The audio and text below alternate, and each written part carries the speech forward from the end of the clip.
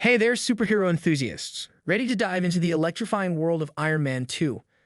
Well, hold on to your helmets because today we're unlocking the power behind Tony Stark's epic sequel. From high-flying action to jaw-dropping technology, this movie packs a punch. Join us as we delve into the heart-pounding adventure, exploring the new challenges, allies, and enemies that Tony faces.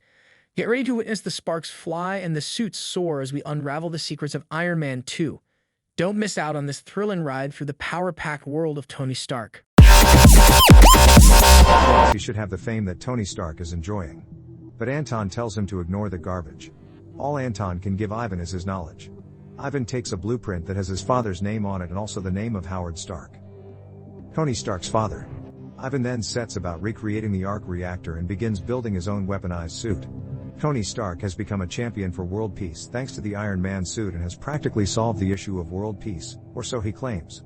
6 months after the end of the first movie, Tony Stark has used his Iron Man armor to bring about a negotiated peace treaty between the major superpowers of the world. And his immense popularity with the general public is only furthered when he fulfills his father's dream of reopening the Stark Expo in Queens, New York City to showcase all the latest inventions that will benefit the world. Tony fulfills his dream by flying into the expo in his full Iron Man regalia and making a flamboyant entrance to become the new symbol of world peace. Backstage following his address, Tony does a quick test of his blood. The palladium he uses to power his chest arc reactor is slowly poisoning his body, and after the event Tony and Happy are leaving when they're approached by a woman who hands Tony a subpoena, summoning him to a Senate Armed Forces Committee hearing. Tony and Happy decide to take a road trip to Washington, D.C. in Tony's new Audi R8. The next morning during the Senate hearing, Tony's usual brand of humor comes to the center of attention, while completely ignoring the fact that the government has classified the Iron Man armor as a weapon. Colonel Rhodes presents the investigation into the events surrounding Iron Man's creation. But Senator Stern, the committee's chairman, takes his remarks out of context. With Justin Hammer of Hammer Industries present, Tony gives a rebuttal, showing that he is Iron Man and will not part with his armor, and proceeds to hack the committee's computers to show the various attempts at copying Tony's suit, from Iran, North Korea, and even Hammer itself, are complete failures. North Korea is top-heavy and collapses easily. Iran's crashes into the ground and explodes, while Hammer's suit turns around 180 degrees at the waist and severs its pilot's spines. With his typical swagger, Tony still refuses to turn over the Iron Man armor to the government and walks out of the hearing. Back at home, Tony is on Jarvis, analyzing the latest prototypes and developments for the Iron Man suit, and Pepper enters and the two argue about the future of Stark Industries. Tony is telling Pepper that he's making more money off the company's common stock than he ever did as CEO. He decides he's had enough of being a CEO and wants to focus solely on developing Iron Man. He decides to appoint Pepper as the new CEO, leaving her stunned. The next day, a lovely notary public enters to have Tony officially sign the company over to Pepper.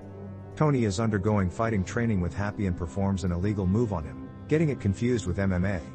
The notary's name is Natalie Rushman and he is Happy give her a boxing lesson all while looking up at her bio. Natalie performs a TKO on Happy using a takedown that shows there's a great deal more to her than appears. Tony heads to Monaco for some much needed R&R and at a reception before the Monaco 500, where Stark Industries is sponsoring a driver who has entered a Formula One racer. Tony is greeted by his favorite Vanity Fair reporter, Christine Everhart, who wants Pepper for the cover of the next issue, which will introduce her as the new Stark Industries CEO. Justin Hammer also happens to be there. They also greet Tesla Motors CEO Elon Musk, who wants a panel at the Stark Expo to showcase his latest invention. Tony takes another reading of his blood, finding that the palladium poisoning has increased. Tony decides that he's going to be driving the Stark Industries car instead of the driver that was pre-selected. Stark starts the race, but unbeknownst to him, Ivan Vanko has joined one of the race's pit crews. And under his jumpsuit, Vanko wears a harness with two large energy whips powered by the arc reactor he built when his father died. Vanko uses the whips to slice one car in half, cause a massive pileup, and ambushes Tony. As Vanko is wreaking havoc on the track, Happy and Pepper rush to deliver the briefcase Happy carries with him to Tony. Vanko uses his electric whips on the Rolls-Royce Phantom that Happy and Pepper are in, and after repeated ramming attempts, Pepper finally manages to give Tony the briefcase. Tony activates the case, which is a portable version of the Iron Man suit. After a furious battle, Tony's able to defeat Vanko by manually pulling out the arc reactor battery that powers his whips, crushing it after he has Jarvis analyze it. The police grab Vanko and take him into custody. The defiant Vanko yelling at Tony, "You'll lose." The entire crowd is stunned at what they have just witnessed. Justin Hammer, However, believes that Vanko can be put to a better use. Stark gets a private meeting with Vanko in custody. Vanko asks Tony what it feels like to be a dead man, and that palladium in the chest is a very painful way to die. Stark tells Vanko that makes two of them. Later, Hammer breaks Vanko out. He slips Vanko a meal consisting of chicken and mashed potatoes, along with a note that says, "Enjoy the potatoes." Vanko and another prisoner are given uniforms with the same identification. Vanko immediately kills the prisoner as well as a guard on his way out of the door and sets the explosive device contained in the potatoes as he makes his escape. He's bagged by two Hammer operatives and taken away. Hammer knows Vanko needs his resources to outdo Tony and Vanko obliges. Hammer then hires Vanko to build armored suits based on existing designs. Vanko tells Hammer that they're doing everything wrong. He also requests that Hammer retrieve his pet cockatoo from his home in Russia. On the plane back home, Tony and Pepper are watching the aftermath of the events that took place and are watching a rather angry Senator Stern unload his frustrations with Tony on the O'Reilly factor. Stern is saying that Tony Stark lied to the Senate Armed Forces Committee and that he's in danger of being arrested on felony perjury charges. Stark had told the Senate that other 20 years away from anything that remotely resembled Iron Man. However, Vanko surprised everyone by making a working copy of the arc reactor. Tony presents Pepper with a gourmet meal and is going to tell her the truth, but they have an awkward moment as Pepper knows that something is up and that Tony isn't telling her the whole truth. Back home, Tony is using Jarvis to conduct investigations into Ivan Vanko. He finds that Vanko's father, Anton Vanko, was Howard Stark's partner and one of the co-founders of Stark Industries. However, Howard Stark found out that Vanko was conspiring to sell weapons to the Soviet Empire and had him arrested for treason and deported to Russia, where he was in prison. His son has been seeking revenge against the Stark Empire ever since. While sitting in one of his hot rods in his basement, Tony nearly collapses and is discovered by Rhodes, who tells him that this isn't a good look for him. He shows Rhodey how the palladium is slowly poisoning him. Rhodes also tells him that he's been battling with the Pentagon by stopping them from coming to his Malibu house and taking his suits to be used for weaponized purposes. Tony prepares for what he believes to be his birthday party. He asks Natalie what she would do if this were her last birthday party. Natalie responds that she'd do whatever she wanted with whoever she wanted to do it with. While at the party, Tony is quite drunk while wearing the Iron Man suit and behaving recklessly with his weaponry. In the background, Pepper and Rhodes are discussing that he's gone way off the deep end. Rhodes tells Pepper that he's tired of dealing with the Pentagon and the Armed Forces Committee. Rhodes, finally having enough of Tony's antics, goes and dons the silver Mark II suit. He then challenges Tony to a fight where Tony has the in-house DJ play some good background tunes. The battle ends in a stalemate and Rhodey flies off in the Mark II armor, delivering it to the military authorities at Edwards Air Force Base. Justin Hammer is later invited to study the suit himself and provides them with advanced weapons to arm it. The next day, Tony is at a famous Los Angeles landmark donut shop, Randy's Donuts, sitting in the Iron Man suit atop a famous giant plastered donut. Disgraced and hungover, Tony is approached by S.H.I.E.L.D. director Nick Fury, who tells Stark that despite the problems he's having with the government and his drunken Iron Man antics, which are the least of his worries, Fury has an issue to deal with in the Southwest United States. Tony wonders if Fury in the Avengers Initiative is real and Fury reassures Tony that it's real and that he knew Howard Stark very well. They are joined by Agent Phil Coulson and Natalie Rushman, whose real name is Natasha Romanoff, an S.H.I.E.L.D. agent planted in Stark Industries to monitor Tony himself. A hungover Tony is stunned at this revelation and fires Natasha, but she then tells Tony that it's none of his business and that she's under investigation by S.H.I.E.L.D. and she and Agent Coulson are there to make sure Tony follows orders and doesn't screw up.